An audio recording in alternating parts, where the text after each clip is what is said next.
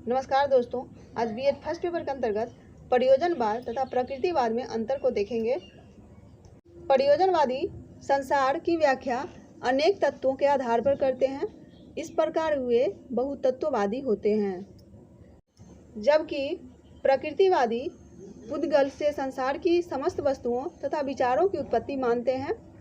इस प्रकार से वे एक तत्ववादी होते हैं।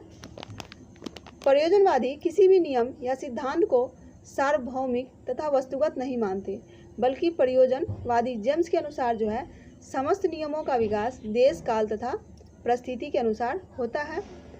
प्रकृतिवाद में क्या होता है कि वे पदार्थ विज्ञान संबंधी प्राकृतिक नियमों की सार्वभौमिकता तथा वस्तुनिष्ठता पर जोर देते हैं।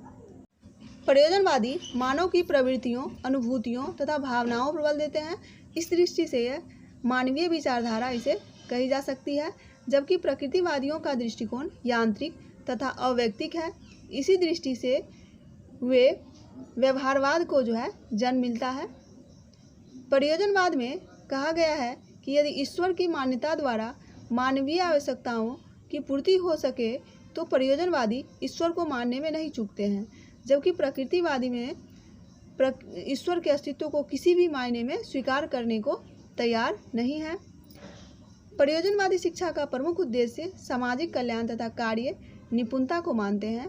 प्रकृतिवादी शिक्षा का प्रमुख उद्देश्य आत्म प्रकाशन तथा व्यक्तित्व का विकास मानते हैं।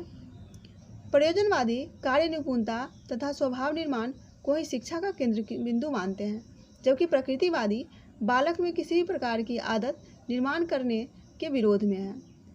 प्रयोजनवादी पाठ्यक्रम में उन विषयों को विशेष स्थान देते हैं जिनसे कि सारे समाज की प्रगति हो। प्रकृतिवादी पाठ्यक्रम में उन विषयों को रखने पर बल देते हैं जिनसे आत्म प्रकाशन तथा आत्मरक्षा संभव हो सके।